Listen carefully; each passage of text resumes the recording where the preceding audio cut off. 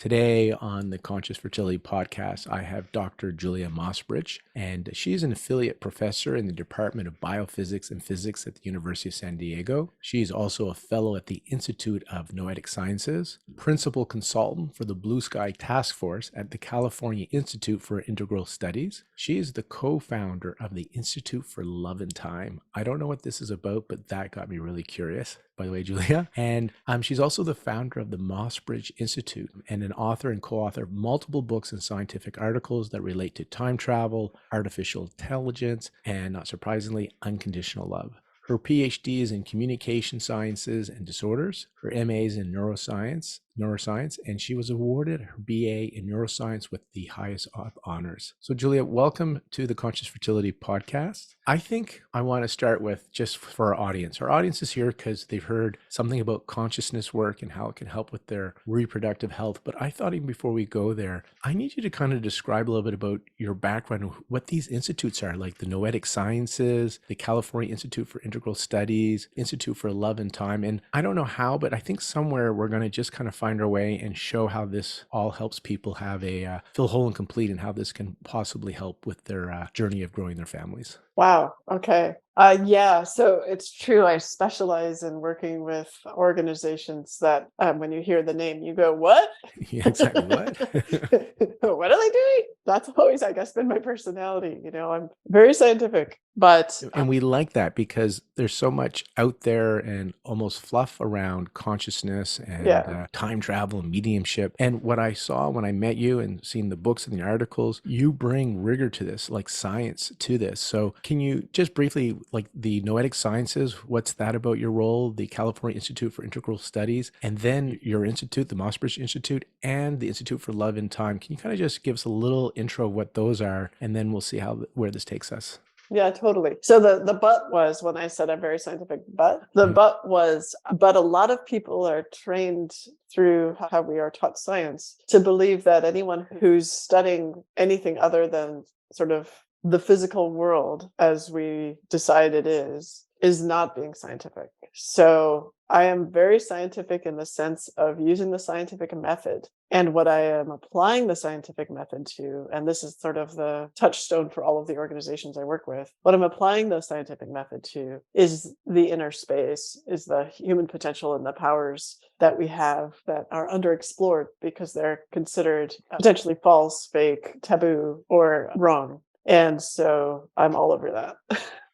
And I will go into each of those organizations now, but I just wanted to sort of highlight that that's the touchstone. And because of our timing, like I said, we'll jump around here and there. Mm-hmm. You talked about this human potential. So in your research, do we have human potential? And what are you seeing then in your research from what you're doing? Yeah, so human potential is sort of a blanket term for where positive psychology can take us. So positive psychology is this idea that actually, it's a really valuable thing to try to understand not just how people can survive and feel better and recover from trauma, which is all very important. And recovering from trauma is near and dear to my heart and my work, especially with TILT, the Institute for Love and Time. And I am also about understanding how people can thrive. And part of thriving is really understanding what parts of our tool belts are we not using right now because we don't think they exist, right? And so one of them is precognition, the ability to accurately perceive future events. We sort of think that there's like Manifest. If you've seen Manifest, the series on Netflix, which I'm a fan of, speaks exactly to precognition and the callings that people get about future events and seeing their own death, etc. It doesn't necessarily speak to it in a scientific way, but people are fascinated with this because for thousands of years, people have had this experience, right? Another similar sort of human potential piece is the capacity to manifest. So the capacity to mind over matter interactions, to use your mind to support different shifts in reality. Obviously, for this audience, that's obviously really interesting, but so is the precognition piece, right? So some people have a premonition that they'll never have a child, or they have a premonition that they will have a child. And these things are very important to explore, and you have to be very careful with them because there's a lot of weight that people put into these. And there's the scientific component and the psychological component, and it's a whole thing. So that's part of what that I do with my research at Mossbridge Institute. So let's start there. That's a consulting company where I basically try to write grant proposals for different organizations to work into the science of largely precognition, or train people in different organizations or government agencies, what have you, hoping towards government agencies right now with different organizations, what have you, about how to have better intuition, how to have better precognition, how to help that, to use that to help inform their thinking so that they can use cutting edge thinking to make good decisions. That's what Mossbridge Institute is about. What Tilt, the Institute for Love and Time, it's a nonprofit that is about helping people move through trauma recovery and move towards thriving, getting to a state of unconditional love for themselves and others, and scaling that using technology. So for instance, right now we have a technology called Time Machine. You could go, everyone can use it. It's free. It's at timemachine.love. And we did a study with 96 people over, I think, 25, 26 days to see if it could actually help people who had trauma move through that and move to a state of better well-being. And that, you can read more about that at timemachine.love if you want to get into the science of it. But what that's about is, the reason we call it Time Machine is it's about connecting with yourself over time. So forgiving your past self for everything, loving your past self for everything, and then connecting in a positive way with your future self so your future self can guide you. People seem to love it, who use it and who stick with it. Those are largely people who are working through something or have a hope about the future that they want to put into. We have something called a hope garden in that app, where you can put a hope for the future in, and you can water the garden and everyone can look at it if they want, or you can keep it private. But we're working right now with some folks who are related to the Department of Defense to try to use this app to help veterans to move through PTSD. We're also looking at communities of addiction recovery. It'd be interesting to look at communities of fertility, to create a community on there of people who are looking towards fertility. So this is the kind of thing that Tilt does, is create technology to make those changes. Should I keep talking? It looks like you have another question. I want to ask a little bit about the Time Machine and Tilt. And again, that stands for, what was it? We steal from the T from the, so that's cheating. Oh, that's the what, Institute for Love and Time. Okay.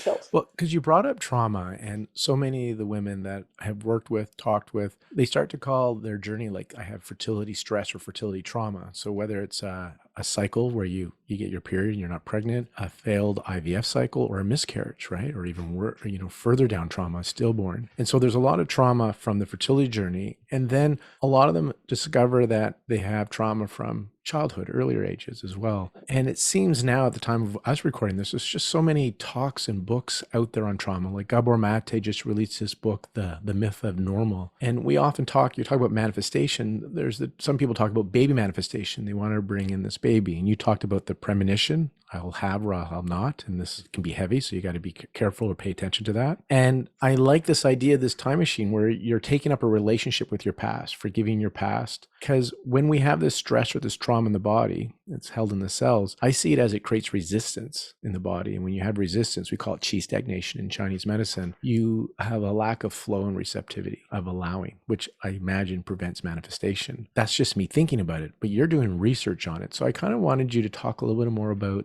this idea of unconditional love for self and how this can help us with our trauma. And what do you think how this would help with people that are just looking for healing or baby manifestation or manifestation of anything? I'm just curious, because we weren't sure what we were going to talk about today. And I'm intrigued by this Time Machine website, timemachine.love. And I'm opening it up now as we're chatting. And I love how, relaxing, getting the body, mind relaxed, you're nurturing your hopes. You're talking about this on the site. Can you kind of give us some of your sciencey stuff, your geeky stuff, that what you're noticing and what people or what kind of transformations happen for these people? So the key activity that we tested on the site is the Time Machine part itself.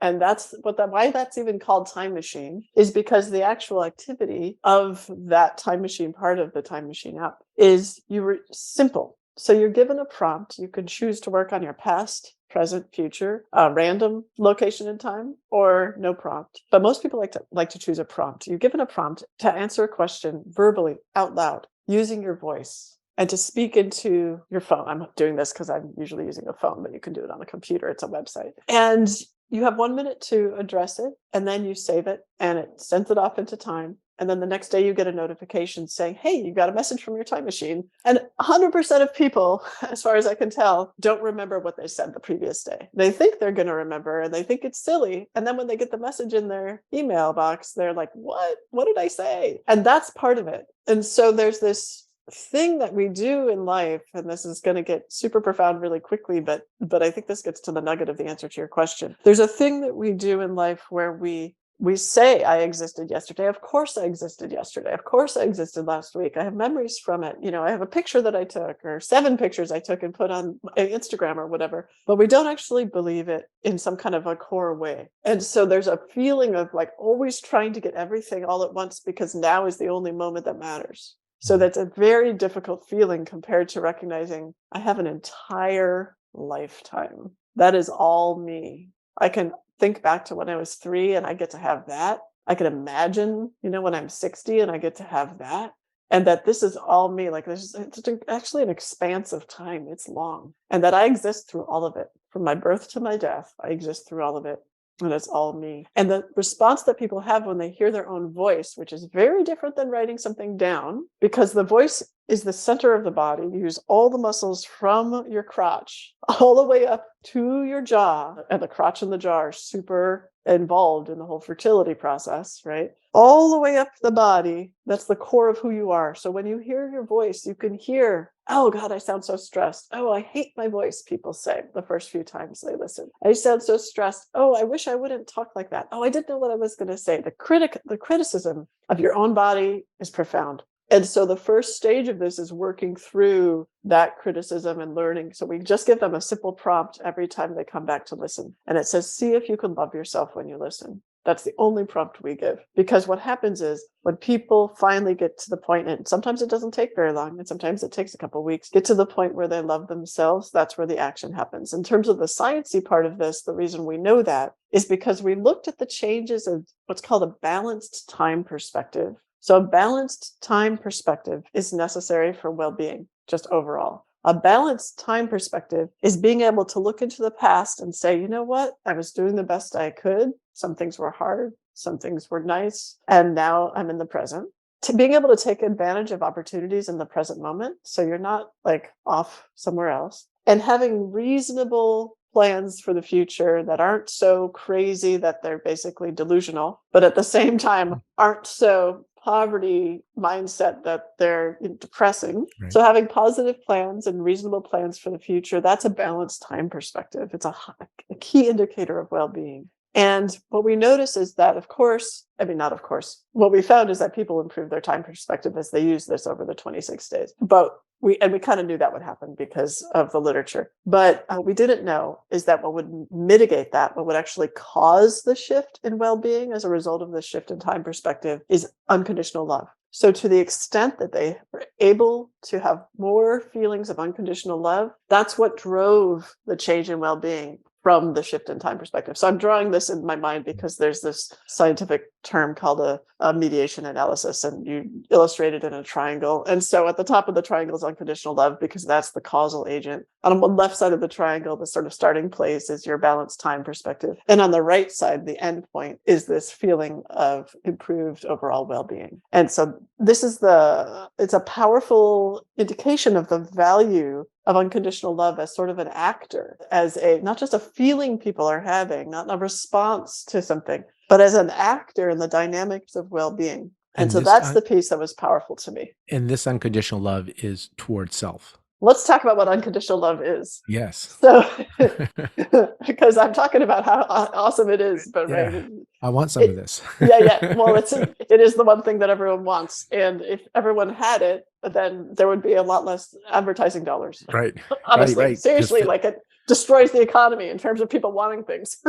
That's right, because we're using the material world to fill ourselves up. And so I get what you're saying. So let's talk a bit about what this unconditional love is. And I hear people say, oh, I love something unconditionally, but I'm thinking you're talking about self-acceptance, unconditional love. And I'd love you to explore that a bit more. So the way I define unconditional love is as a combination, because if you actually experience unconditional love for yourself, you will automatically, if it's actual unconditional love for yourself, you will automatically experience it for every single other thing and person on the planet and animal. Right? So it's not The thing about it is it's unconditional. So if you're actually experiencing unconditional love, there's no for, there's no, because that's a condition. I only experience unconditional love for my dog. Well, that's not unconditional love because you just put a condition on it. It has to be my dog, right? So unconditional love is like, so the definition that I've been using lately, that's shorthand. We actually have an academic definition in our surveys that's been validated, but it's like a paragraph long and it's complicated. So what I'd like to say in shorthand is,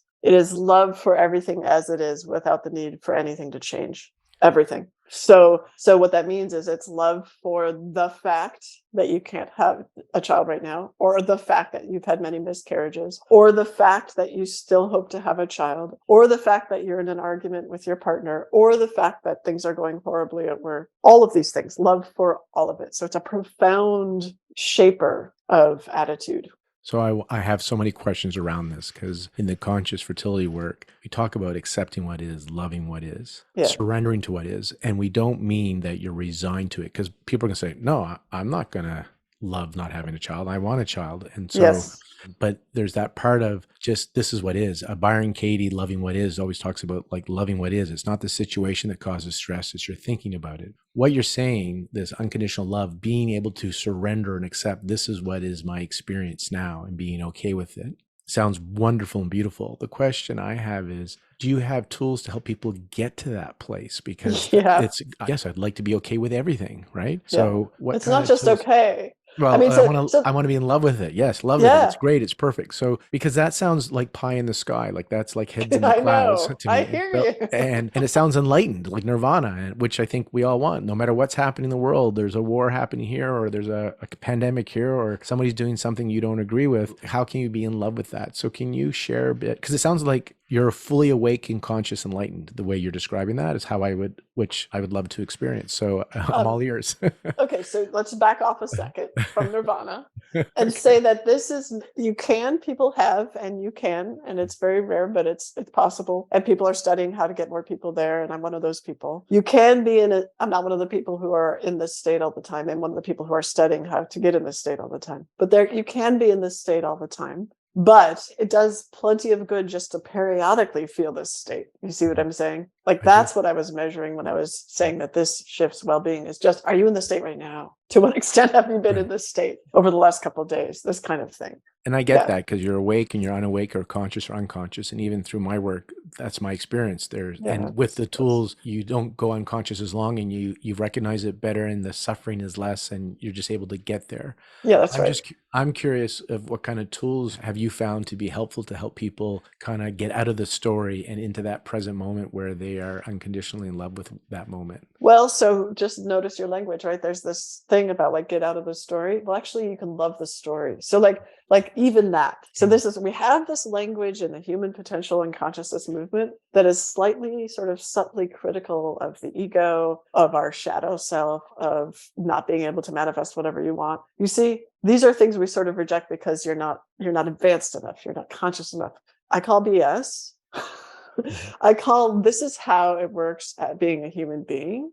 This is what is unfolding, including all the stuff that you don't like. And you have two possible responses: to love everything or to choose things that you say, I like this, I don't like that. And most people obviously do I don't like this, I don't like that. I'm selecting. I'm at the buffet and I'm like, I like this, I don't like that. Exactly. Definitely doing that. And the funny thing is the universe could care less. Like, the universe likes, thanks for visiting the buffet. Now we're going to deliver you something to your table that we thought of. The chef's special.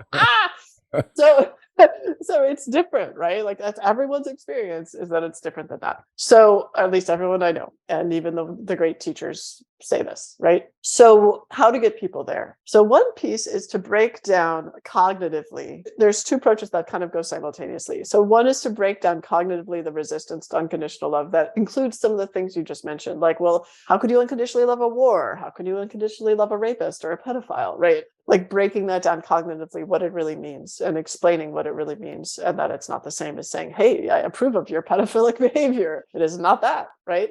And so that's one approach. And a simultaneous approach that has to happen or else nothing changes is an experiential approach. So getting the mind involved is sort of like breaking down some of these blocks that you talked about in Qi. Essentially, the rational mind, because we believe that the rational mind controls us, you have to address the rational mind with some of this. Or, I mean, that's why the people write books about these things, because it's speaking to the rational mind. The experiential piece is usually without words, and thus experiential more speaks to the intuitive mind, and it has to come at the same time. And so the things I use there are things like brain entrainment audio. I use Insight Timer as a way to bring these kind of experiences to people. I think audio is really powerful. We've turned visual experiences often into ways to reach the rational mind, and audio still, because of music, reaches the intuitive mind. And so I do a lot of audio, sort of just brain entrainment or nice feeling stuff to get people into this state where they can access some of this. So I think I have one audio called Access and Receive Unconditional Love, and another called Accept and Relax or something. And these are on Insight Timer under my name. But another way to do it is through the mystical experiences that we already know exist in the world and that are available to us by simple things, by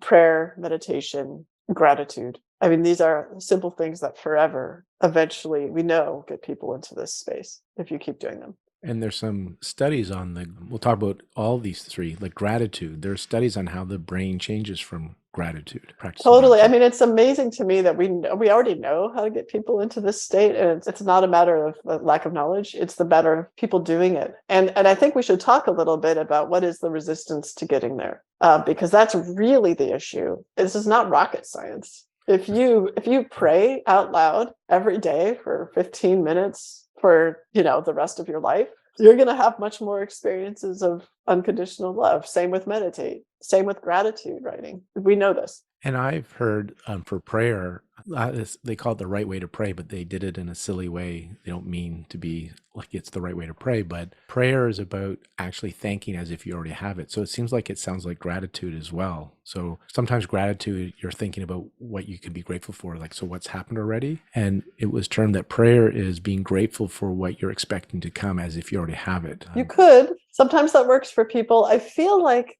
sometimes what gets in the way of, so when prayer becomes basically like, I'm going to trick God into giving me the thing I want by using this mind trick where I talk about I already have it, it's distancing. Like, so if you're really praying rather than meditating, like if you're a religious person and you're really praying, what you're doing is you're talking to God.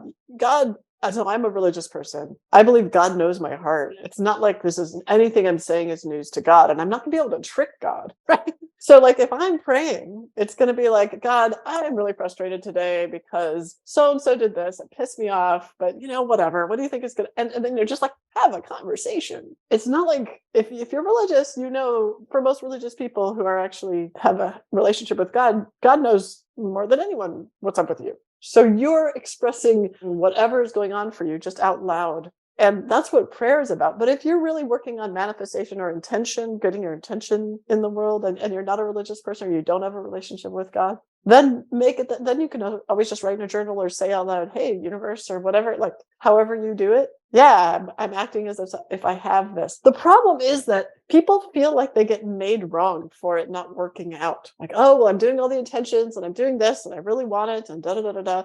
Why am I not getting it? And the answer is because the universe cares a little bit about you, but you're not the only person in the universe, right? The answer is we don't get to control everything that happens. And that is an answer that is terrifying. But that is the answer that brings you to a feeling of unconditional love for what does unfold. Because it's the only response. When you go to a buffet and you say, I want this and this and this, and then you sit down and a waitress comes and brings you like 10 different things that you didn't order, right? Which happens to everybody in one area of their life or another. So the unconditional love piece is about breaking down the resistance to recognizing like you have a little bit of say in what happens to you. That is true. Scientifically, it's a little bit of say. Your intention matters a little bit, but you're not the one who knows, like, really what's the best for the universe or even you. Like, So do you think, because I mean, you're using the term God, some people call it big C, like big consciousness, super consciousness, this massive awareness that we are part of that works through us. So is that how you're describing this? Is that you have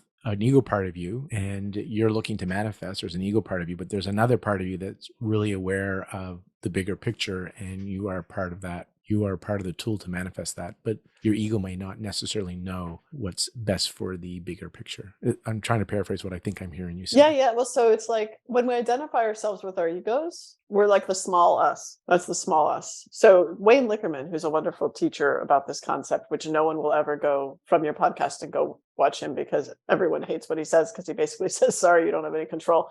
But anyway, and he teaches that we have this experience that we are this drop and there's this ocean, and we're the drop up here floating above the ocean, and we're gonna like tell the ocean what we want, and the ocean's gonna be like, yeah, we've manifested this for you, you know. And the reality is we are part of the ocean, like, and the waves are coming through us. And like, yes, of course we have wishes. And as one of the waves or one of the energetic rhythms of the ocean, of course we have wishes. And of course, sometimes we get those wishes. And sometimes that relates to when we pray for those wishes. But like, we're not the whole ocean, right? And this ego piece that wants to be separate, it's just incorrect about the nature of reality, right? And so the only response to recognizing that you're the ocean is unconditional love, because I'm like, that's the only sane response when you realize how little control you have. And I'm still not clear on how we can get there. I understand practice gratitude, practice some prayer, take up a relationship with something greater than yourself, God, consciousness, superconsciousness, divine love. People have so many names for it. Meditation, gratitude, and prayer. I'm thinking of like our listeners,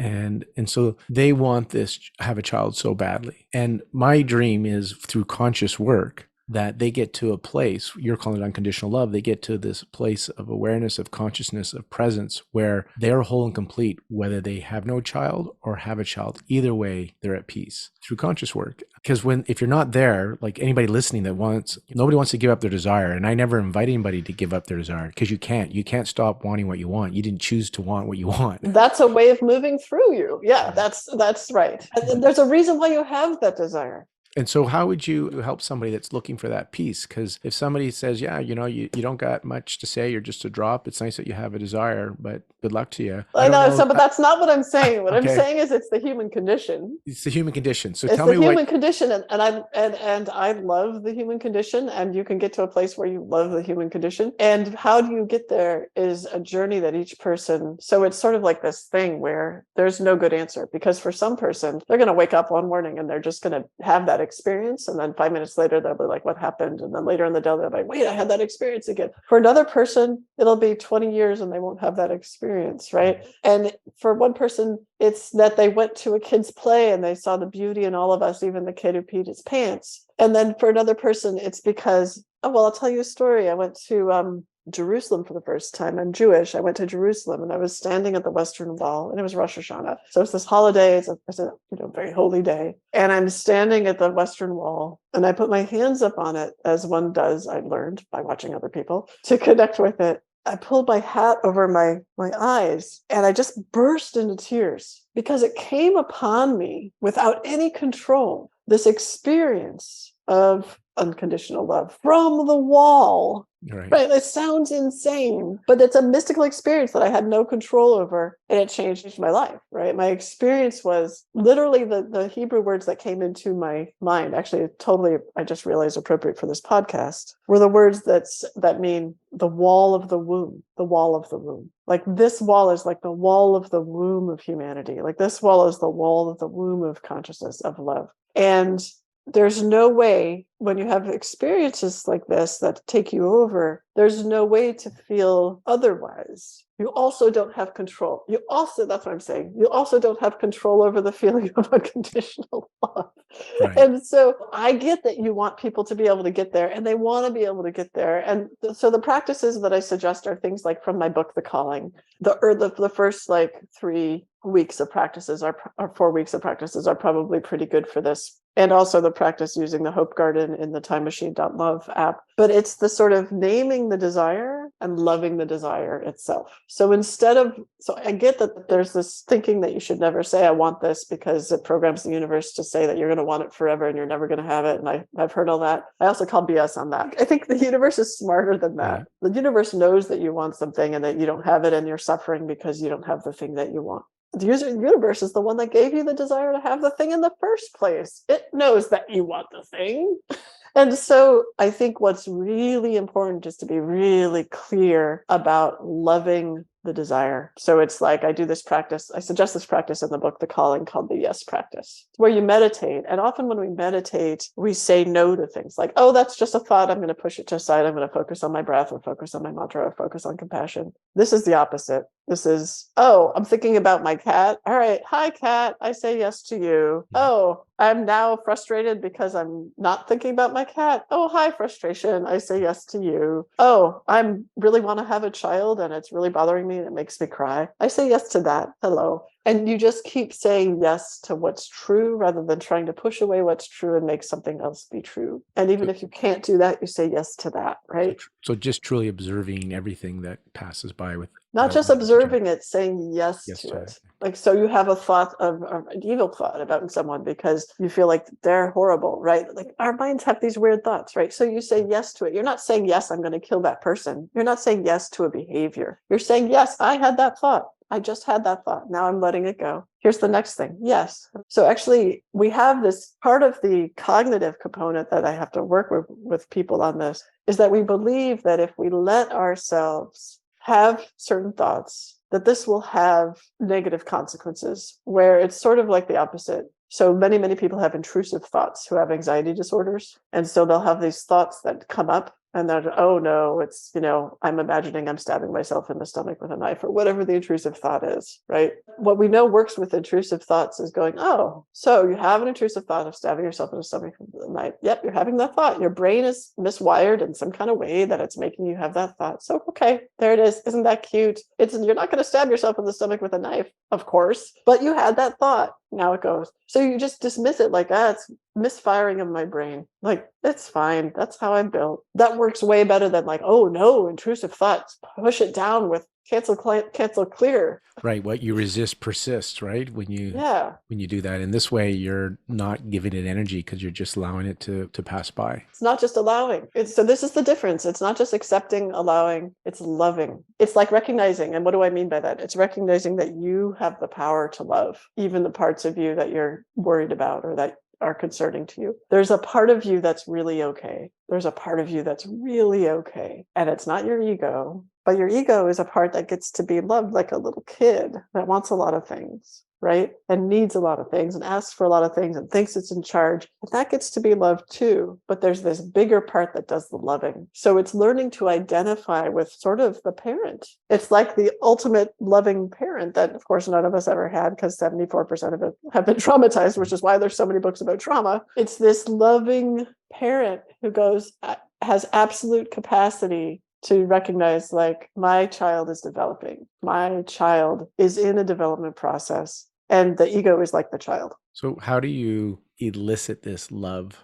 for these thoughts and ideas? Because it's a two-part question. One is, you said there's another part of you. It's all loving. What would you call that? Because again, this is the part where... That's your real self. That's the only thing that actually exists. And the real self, is that beyond your physical self? So does it exist? Do you believe it exists beyond your birth and death? Because I'm asking because we've had so many experts. Oh yeah, that's consciousness. That's like the only thing that really exists is like the ocean, right? It's like the consciousness with a capital C. Right. So you have that, you can identify with that. That is like the part of you that exists. Right. And then there's this other sort of personality stuff, yada, yada, yada. And that's good. You need that to live in the world and pay your rent and like those are important parts too, but they're like children to this parent part. And once you start to identify with that parent part, right? So how do I get people to do that? Yeah, you want to do a brief exercise right now? Let's do an exercise. Yeah. Because I was, my curiosity was, is it just intention? You just have to intend it and it happens? Or is there something for that logical side of our brain that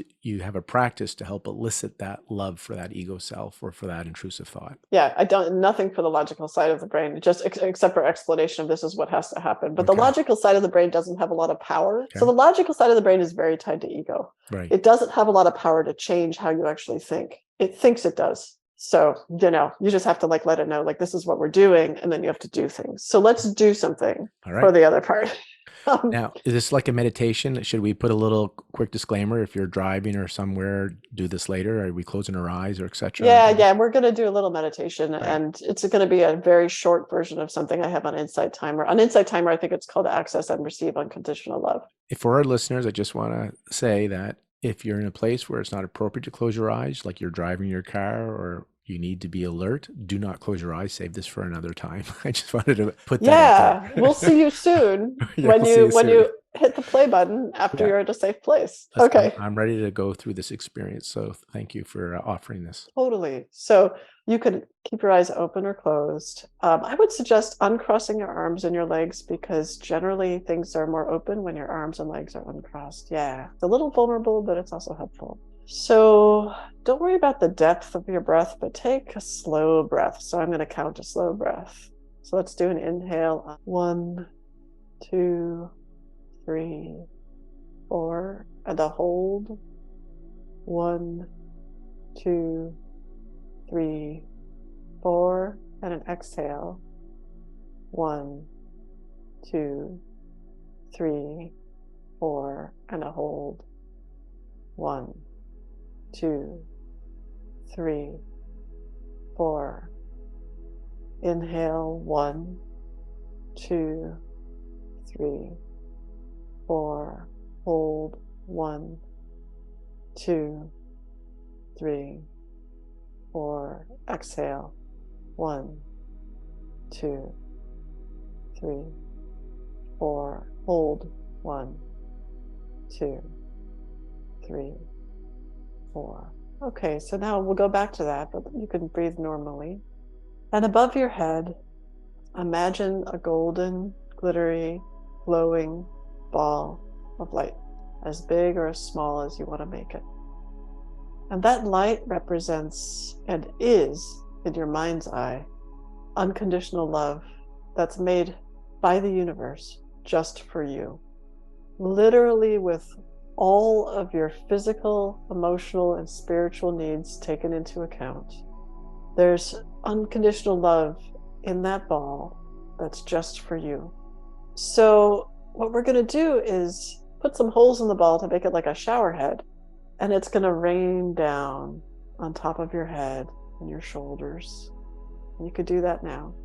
Let it rain down into your chest, inside your body, your belly, your butt, your legs, your feet, your arms, your hands. And notice that if the ball starts to get empty, all you have to do is say, hey, fill it up. And the universe fills it up. So it's an infinite supply of unconditional love coming down into your body, your cuticles, your hair, your eyebrows, your nose, all of the nasty bits that aren't really so nasty, all of your reproductive organs, all of the organs in your guts, your pancreas, your liver, your kidneys, toenails, ankles, kneecaps, back of the kneecaps. And now outside your body, imagine like you're sitting in an egg or standing. If you're standing in an egg, and about a foot all the way around you, this egg that holds you is starting to fill up with this unconditional love. And this unconditional love is not like water, so you're not going to drown. It's more like a gas, like let's say it's like oxygen, right? That it's just filling all around you, about a foot around your body, so that you could feel comfortable kind of moving around in this egg that has all this golden, glittering, glowing light that's really made just for you. Keep doing that for as long as you want. So you can pause this and keep bringing that down until you feel like it's really everywhere. And if there are places that it doesn't quite hit, or you feel like you can't get enough, just keep noticing that and pouring more love into that. And even love that you maybe weren't able to do the visualization at all. Maybe you couldn't see the ball. Maybe you couldn't bring it down into your space. Love that. And then next time you can try again.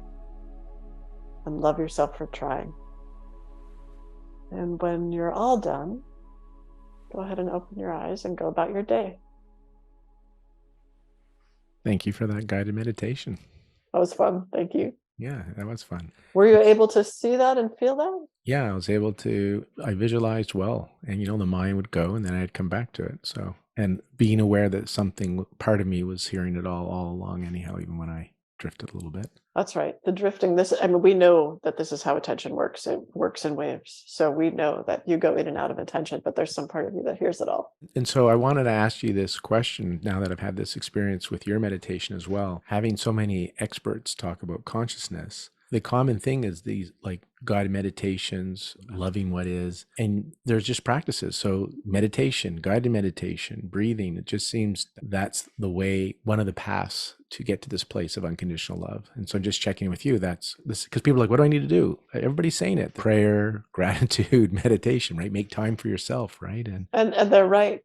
And the difficulty is that that is true on average. And then for each particular person, there will be a combination of things that gets them there. And so it's really each individual seeking out the combination of things and what works for them and what doesn't work for them, and allowing themselves not to make themselves wrong for something that's supposed to work for them, not working for them. And I know as we wrap up here, just do you have any stories or things that you can share of people that have come to this conscious work? I'm calling it unconditional love. You talked about well-being, where it wasn't only an internal shift, but they either experience healing or something has changed in their life. Are you aware of any stories that come to mind that people can use as an inspiration to do their work? Because it's happened for other people, so maybe it can happen for me. Yeah, I mean, just really quick. Yeah. I mean, my husband went through a double lung transplant and wasn't going to survive.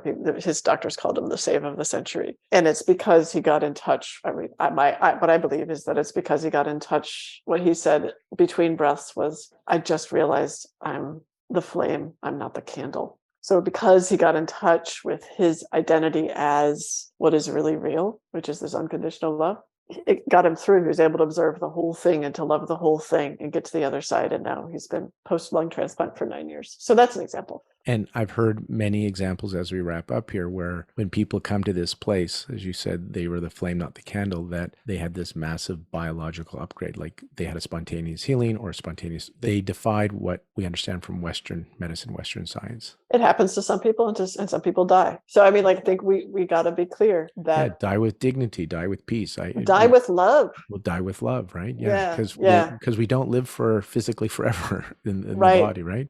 Right. There's a whole podcast on Insight Timer I did with Dr. Adam Risby about this whole topic. So that's something to look into. Right. And then when we tied into the fertility, there's the getting pregnant, having the baby, and maybe not having a baby, not growing your family. And again, the love is there. So you're okay. Everything's okay. Everything's okay. Julia, I want to thank you for joining us on the podcast. If people want to connect with you, we'll put it in the show notes, but where's the sites? Where do you want to direct them to if you wanted them to find you on social media or a website? How do they find more about you if they want to learn about your books and your papers, etc.? I am going to just have a conversation with you so you could put it on your website, because I want them to have all the links. All right. So on the show notes, we're going to put for the Institute for Love and the Mossbridge Institute and all the stuff that you want to find about Julia, her meditations. She's going to send those to me, and then I'm going to put them in the show notes so it's easy and accessible. All right, Dr. Julia Mossbridge, thank you very much for sharing your stories, your research, and keep doing this awesome work that you're doing in our world. Thank you, Lauren. That was really fun. Talk to you later. All right. Bye now. Bye.